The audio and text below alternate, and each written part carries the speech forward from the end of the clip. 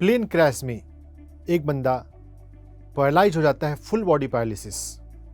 डॉक्टरों ने कहा यह जीवन में कभी नहीं चल पाएगा, लेकिन वो आदमी सिर्फ कुछ हफ्तों में अपने पैरों पर चलकर हॉस्पिटल से बाहर निकलता है। कैसे? नमस्कार, मैं हूं डॉक्टर एस रंजन और आपको ऐसे मेडिकल मिरेकल्स की साइंसेस पर आधारित ये हेल्थ परिवर्तन सीरीज में एनर्जी मेडिसिन के टिप्स और ट्रिक्स बता रहा हूं।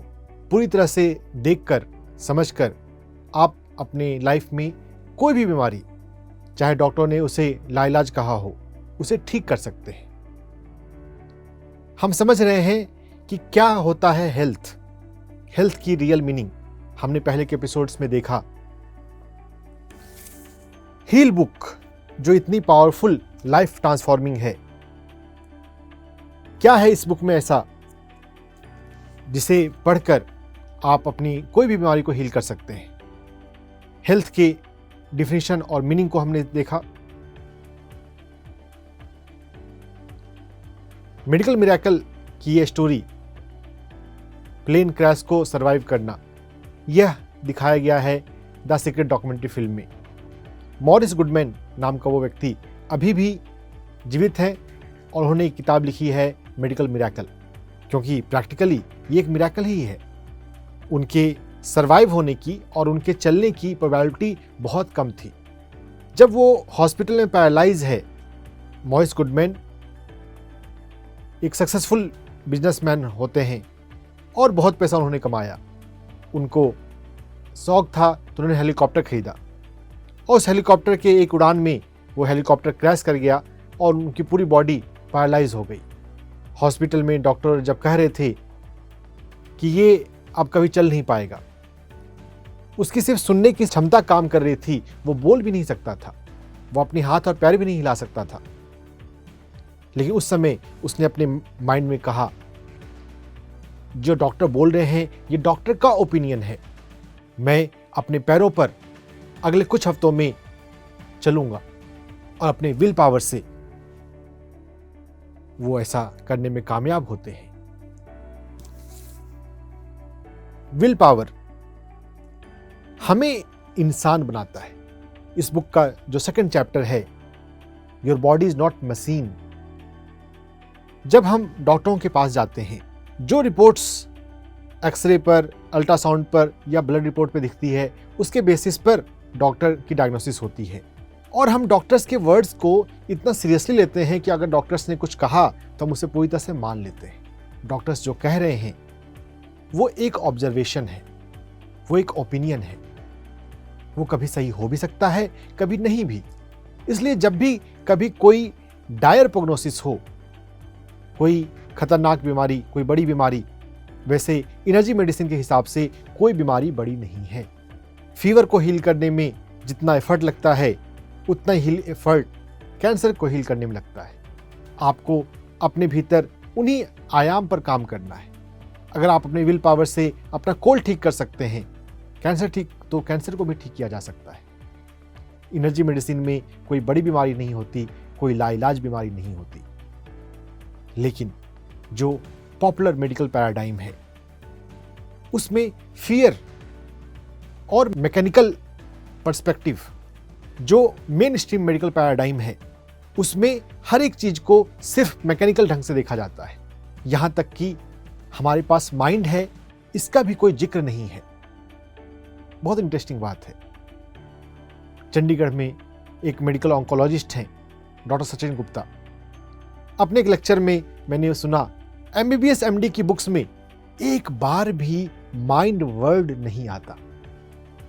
क्या हमारे पास माइंड नहीं है? क्या हम अपने माइंड से जो सोचते हैं, जो विश्वास रखते हैं, जो होप होता है, क्या उसका हेल्थ पर, हेल्थ की प्रोग्नोसिस पर प्रभाव नहीं पड़ता? बिल्कुल पड़ता है। लेकिन मेन स्ट्रीम मेडिकल में यह बिल्कुल नहीं है। तो हमें यह समझना है, पॉपुलर मेडिकल प्रैक्टिसेस ने हमें सिर्फ मशीन बना दिया है और हम मशीन नहीं हैं। हमें अपने माइंड को और माइंड से भी गहरे हमारी कॉन्शियसनेस को, आत्मा को अनुभव से समझने की और उसको सकारात्मक रखने की, उस पर काम करने की आवश्यकता है। और अगर हम ये सीख लेते हैं तो मॉरिस गुडमैन की तरह, जिसने अपने फुल बॉडी पैरालिसिस को अपने विल पावर से हील किया, हम भी हील कर सकते हैं। ऐसे मेडिकल मिरेकल की कई सारी स्टोरीज हैं और हील बुक में मेंशन किया गया है रेडिकल रिमिशन। मॉरिस गुडमैन जैसी मेडिकल मिरेकल की कई सारी स्टोरीज हैं। हील बुक में radical hope, radical remission, mind to matter कैसे हील कर लेते हैं अपने विल पावर पे काम करके, इसके इंट्रिकेसी में जाते हुए डॉक्टर जो डिस्पेंजा कहते हैं, हमारी बॉडी हमारे माइंड से चलती है, हमारी थिंकिंग से। तो अगर हमें अपनी बॉडी को हील करना है तो हमारी बॉडी को चलाने वाली जो पीछे का जो मैकेनिज्म है, जो मैशनरी है, हमें उस पर काम करना होगा। Body is by product of mind. हमें बीमारी शरीर में दिख रही है, लेकिन बीमारी तो मूल रूप से माइंड में है। और अगर हमने जो पीछे के एपिसोड में कवर किया तैत्तिरीय उपनिषद की स्पिरिचुअल एनाटॉमी, अगर हम उस हिसाब से देखें तब फिर तो एस्ट्रल बॉडी में, एनर्जी बॉडी में और मेंटल बॉडी में है, एनर्जी में और माइंड में। हम अपने आप को मशीन की तरह ना देखें जो मेडिकल का सिस्टम हमें दिखाता है। We are mind and we are consciousness. Mind और कॉन्शियसनेस पे काम करके सैकड़ों लोगों ने अपने कैंसर को नेचुरली, एनर्जेटिकली हील किया है। केली टर्नर ऐसे लोगों की कहानियां अपनी दोनों किताब में लिखती हैं, रेडिकल रिमिशन और रेडिकल होप। जब भी हम किसी बीमारी से परेशान होते हैं तो हमें यह देखना है कि ये बीमारी का कारण माइंड में क्या है। और अगर हम माइंड में, जिसे 3 लेवल पे देखा जाता है, थिंकिंग, फीलिंग, इमोशन, अगर हम उस लेवल पे डिफेक्ट को पहचान लें, पकड़ लें और उस पर काम कर लें तो हमारा बॉडी हील हो जाता है। हमारी बॉडी में अपनी सेल्फ हीलिंग कैपेसिटी भी काफ़ी होती है। हम रात में थक कर सोते हैं और सुबह जगते हैं तो रिफ्रेश रहते हैं। दिन भर हमने कहीं कहीं जाना हुआ, हाथ पैर में दर्द है, लेकिन जो वियर और टीयर है, बॉडी उसे रात भर में रिकवर कर लेता है। हमारी बॉडी में नेचुरल हीलिंग कैपेसिटी है। हमारी थिंकिंग में, फीलिंग्स में, इमोशंस में जितनी निगेटिविटी है, जितना अपने हीलिंग कैपेसिटी पे कम विश्वास है, जितना हम एक ओपिनियन को तवज्जो दे रहे हैं कि डॉक्टर ने कह दिया कि ये बीमारी ठीक नहीं होगी, उतना स्ट्रेस, उतनी निगेटिविटी हमारी सेल्फ हीलिंग कैपेसिटी को स्लो डाउन कर देता है। और अगर हम अपने इंटरनल इन्वायरमेंट, माइंड, कॉन्शियसनेस के प्रति सजग रहते हुए उसको पॉजिटिव रखते हैं, उस पर काम करते हैं, तो हम अपनी नेचुरल हीलिंग कैपेसिटी को बढ़ा सकते हैं। हमारी बॉडी में तो नेचुरल हीलिंग कैपेसिटी भी बहुत पावरफुल होती है। पहले के एपिसोड में मैंने लंग कैंसर सर्वाइवर स्टेमेटिस की कहानी बताई थी, जिसे बीबीसी और न्यूयॉर्क टाइम्स ने भी कवर किया। अमेरिका में स्टेमेटिस को लंग कैंसर डिटेक्ट हुआ। डॉक्टर ने बोला कि इलाज भी किया जाए तो भी तुम्हारे सर्वाइव करने की संभावना बहुत कम है, क्योंकि ये एडवांस स्टेज का कैंसर है। स्टेमेटिस ने सोचा कि अब अपने गांव चलते हैं, यहाँ तो इलाज कराने पे भी बचने की संभावना कम ही है। जब वो इकारिया ग्रीस अपने गांव आ गया और गांव के माहौल में दोस्तों के साथ उठते बैठते अपनी बीमारी को भूल ही गया। कई महीनों के बाद उसे याद आया, अरे डॉक्टर ने बोला था कि मैं सिर्फ कुछ हफ्तों का मेहमान हूं। तो वो अपने डॉक्टर से वापस मिलने गया शहर, और जब अपने डॉक्टर से मिलने गया तो पता चला डॉक्टर साहब ही चल बसे। ऐसा भी हो जाता है। ये स्टेमाइटिस हील कैसे हुआ? जबकि उसने अपने आप को हील करने के लिए कोई एक्स्ट्रा एफर्ट नहीं लगाए। लेकिन जब अपने गांव के माहौल में वो नेचर के पास रहा, अपने खेतों में काम करते हुए, अपनी वाइफ के लिए उसने पेड़ लगाए कि जब ये पेड़ बड़े हो जाएंगे तो वाइफ को फल मिलेंगे, मैं तो शायद चला जाऊंगा। लेकिन उस बागबानी में वो ऐसा डूब गया, अपनी बीमारी को भूल गया, और जब बीमारी को भूल गया तो नेचर ने उसे हील कर दिया। हमारा डर हमें ज़्यादा बीमार बनाता है। स्टेमैटिस की कहानी से हम यह समझ सकते हैं। स्टेमैटिस की कहानी में एक और भी फाइंडिंग है कि अपने दोस्तों के साथ वो खुश रहता था। हमारे जीवन में रिश्तों का महत्व होता है। हम जितने अपने पसंद के लोगों के साथ हंसते हैं, खुश रहते हैं, अपने सोशल सर्कल को अच्छा रखते हैं। केली टर्नर ने भी अपनी बुक रेडिकल रिमिशन में इस पॉइंट को कवर किया है। हमारा सोशल सर्कल, हमारा सोशल हेल्थ हमारे फिजिकल हेल्थ को डिसाइड करता है। सकारात्मक लोगों की संगति में रहना चाहिए, जिसे PSSM में कहते हैं सज्जन सांगत्य। पत्री जी ने कहा है, ध्यान के अलावा हमें ध्यानियों के साथ समय बिताना है। जैसे लोगों के साथ हम समय बिताएंगे हम वैसे बन जाएंगे। पॉजिटिव लोगों के साथ रहेंगे तो हम पॉजिटिव बनेंगे, और ऐसे लोग जो निगेटिव बातें करते हैं, अगर उनसे हम बातें करते रहेंगे, उनकी बातों को हम इंटरटेन करते रहेंगे, तो हमारी माइंडसेट भी निगेटिव होती है। निगेटिव लोगों से बचें, उनसे दूर रहें, खासकर जब आप बीमार पड़ जाएं तो। ऐसे भी लाइफ में निगेटिव लोगों से दूर ही रहना चाहिए। जो पॉजिटिव है लोग हैं, बातें करते हैं, उनके साथ ही आप अपना अधिक समय बिताएं। निगेटिव बात करने वाले जो लोग होते हैं वो भी बहुत अच्छा शब्द यूज करते हैं कि हम रियलिस्टिक हैं। लाइफ में प्रैक्टिकल तो होना ही चाहिए।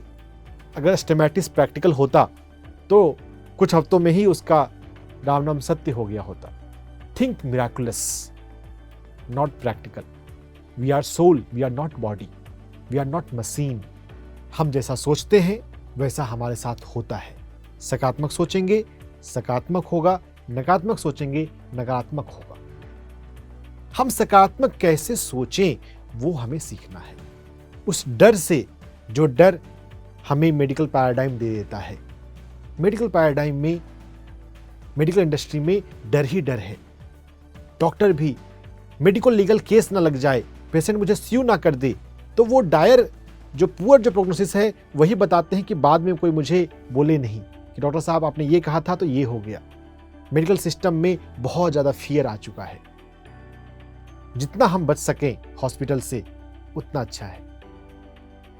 और अगर कभी कोई डॉक्टर आपको कोई किसी बीमारी के लिए कोई पुअर प्रोग्नोसिस बता देता है, गो फॉर सेकंड ओपिनियन। ऐसे डॉक्टर ढूंढें जो सकारात्मक होते हैं, जो पॉसिबिलिटी की बात करते हैं। डॉक्टर बर्नी सीगल, जिन्होंने कहा कोई भी बीमारी लाइलाज नहीं है। येल यूनिवर्सिटी में उनके कलीग उनके पास डिफिकल्ट केस भेज देते थे, क्योंकि वो इतने सकारात्मक होते थे, इतना जॉली मूड में रहते थे, अपने पेशेंट से बात करते थे कि उनका पेशेंट ठीक हो जाता था। उनके हॉस्पिटल में ये बात सब लोग जान गए थे कि कोई पेशेंट की प्रोग्नोसिस भले पुअर हो, लेकिन अगर वो डॉक्टर बर्नी सीगल का पेशेंट है तो वो ठीक हो सकता है। खुश रहना, और ये खुशी जो हम आर्टिफिशियल लाते हैं कि हमें लाफिंग एक्सरसाइज करना है, वो नहीं। वो जितना नेचुरल तरीके से आए। और वो कब होता है? जब अपने पसंद के कामों में जाते हैं, अपने हॉबीज को परस्यू करते हैं। दुनिया में बहुत ऐसे लोग हैं जो पैसे कमाने के लिए अपने हॉबीज को मार देते हैं। हमें अपने पसंद के काम में जाना चाहिए, अपने पसंद के काम को ही अपना प्रोफेशन बनाना चाहिए। ये क्या बात हुई कि पैसा कमाने के लिए हम स्ट्रेस लेते हैं और बाद में जब स्ट्रेस से बीमारी आ गई, उस बीमारी का इलाज कराने के लिए हॉस्पिटल में जाकर जो पैसा कमाया है वो हम खर्च करते हैं। हॉस्पिटल जाएंगे भी तो जो नेचुरल हेल्थ था, जो पहले था, वो हेल्थ नहीं आ सकता। जो नेचुरल है, जो ओरिजिनल है, उसकी बात ही कुछ और है। हमें अपनी लाइफ में राइटियस लिविंग, पैशनेट लिविंग की जरूरत है। जो आपको खुशी देता है वो करें। अपने मन को मार कर जब हम काम करते हैं तो वो तनाव बनता है। ओशो ने इसको ऐसा कहा है कि अगर तनाव मुक्त अगर आप काम करना सीख लें तो आपको छुट्टी की भी जरूरत नहीं पड़ेगी। छुट्टी कौन इंसान ढूंढता है? जब अपने काम में तनाव होता है। Holiday free work, holiday free life, ये माइंडसेट हमें कल्टीवेट करने की जरूरत है। हम काम को इतना पसंद करते हैं कि हमें छुट्टी की गरज ही नहीं रहती। हम छुट्टी का वेट नहीं करते। ऑफिस का टाइम हो रहा है, घड़ी देखते रहना कि कब इस ऑफिस से बाहर जाएंगे, कब बायोमेट्रिक लगाएंगे और बाहर निकलेंगे। आप अपने काम को पसंद नहीं कर रहे हैं, और अगर आप अपने काम को पसंद नहीं कर रहे हैं तो आपके जीवन में तनाव आएगा। हम तनाव मुक्त जीवन जीना सीखें, यह हीलिंग के लिए सबसे ज़्यादा जरूरी है। अगर हमारे जीवन में तनाव होता है तो हमारी बॉडी की जो सेल्फ हीलिंग कैपेसिटी है वो कॉम्प्रोमाइज हो जाती है। Your body is not machine. इस चैप्टर में एक और बहुत पावरफुल प्रैक्टिस है जिसे सुना बहुत लोगों ने होगा, लेकिन प्रैक्टिस हम नहीं करते। पानी को अपनी बॉडी का पार्ट बनाने से पहले हम इसमें पॉजिटिव इमोशंस की सप्लाई करें।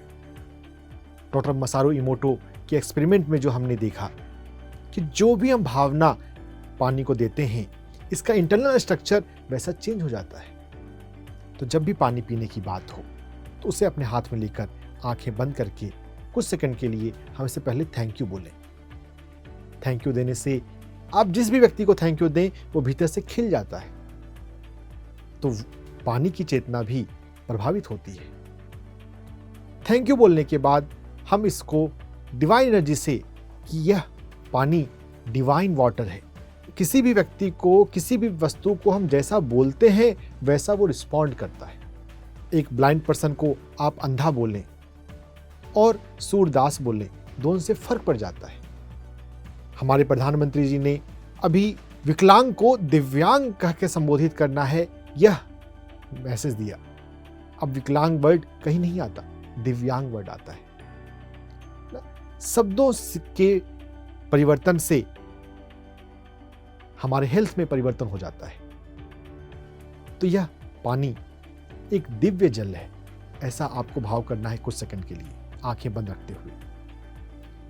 पहले पानी को थैंक यू देना है, थैंक यू वाटर, मेरी प्यास बुझाने के लिए धन्यवाद। फिर भाव करना है कि यह दिव्य जल है, this is a divine water.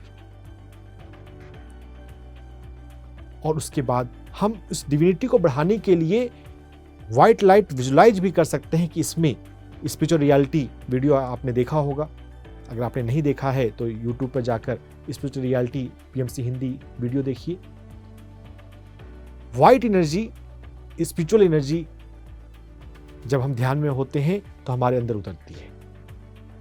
तो भावना से, प्रार्थना से हम उस व्हाइट लाइट को इसमें, इस जल में भी इनवाइट कर सकते हैं।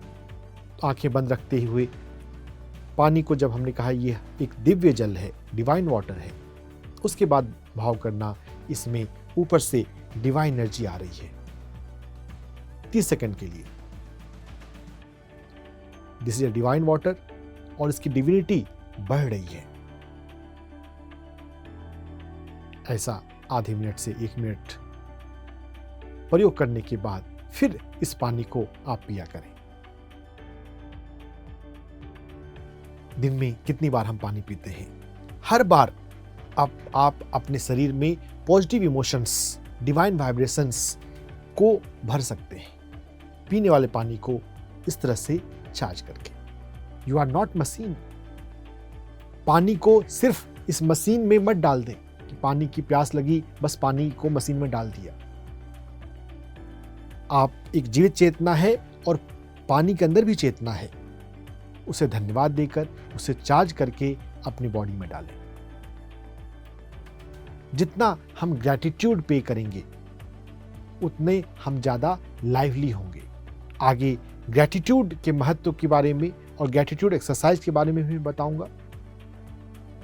हील बुक की इसी चैप्टर में केली टर्नर, जिसने कैंसर पे 10 साल रिसर्च किया, एनर्जी मेडिसिन से, नेचुरल तरीके से जिन लोगों ने अपने कैंसर को ठीक किया, उन लोगों ने क्या क्या किया, उसके 7 फैक्टर्स माइंड से, एनर्जी से रिलेटेड हैं, और उसमें भी यह बात आ रही है कि हमें अपने भीतर पॉजिटिव इमोशंस का सप्लाई करना है। आप इस तरह से पानी पिएं कि पॉजिटिव इमोशन वाला पानी आपके अंदर जाए। आप ऐसे एनवायरनमेंट में रहें जहाँ पे पॉजिटिव इमोशंस हैं, पॉजिटिव वाइब्रेशन है। इसलिए आपने ऐसा सुना होगा कि जब कोई पेशेंट, अगर शहर में उसको कहा कि अब कुछ नहीं हो सकता, और अगर वो गांव चला गया तो उसकी हीलिंग हो जाती है, क्योंकि वहाँ पर ज़्यादा आत्मीयता है। अभी भी गांव में अधिक आत्मीयता है। शहर में सामने वाले फ्लैट का भी कितनी बार लोग नाम नहीं जानते। गांव में हर एक घर के से हमारी जान पहचान होती है। पॉजिटिव इमोशंस के महत्व को समझते हुए हमें अपने आप को पॉजिटिव रखना है। एक डायरी बनाएं, सुबह से लेकर शाम तक मेरे भीतर कितने पॉजिटिव इमोशंस हैं, कितने नेगेटिव इमोशंस हैं, उनको लिखें। जब तक हम किसी चीज को मेजर नहीं करें, हम उसे बदल नहीं सकते। अगर आपने लिखना शुरू किया तो पता चलेगा आपको कि कितना आप नेगेटिव हैं और कितना पॉजिटिव हैं। नेगेटिव को कम करने के लिए अपने आप पे काम करें, पॉजिटिविटी को बढ़ाने के लिए अपने आप पे काम करें। जब पॉजिटिविटी का वेटेज नेगेटिविटी से ज्यादा हो जाएगा, आपकी हीलिंग बहुत तेज गति से होगी। कभी भी किसी भी बीमारी में घबराएं नहीं। पॉजिटिव विश्वास के साथ अपने माइंड पर, अपने कॉन्शियसनेस पर काम करें। आगे के एपिसोड्स में हम देखेंगे कि माइंड पर किस तरह से काम किया जा सकता है। नमस्कार।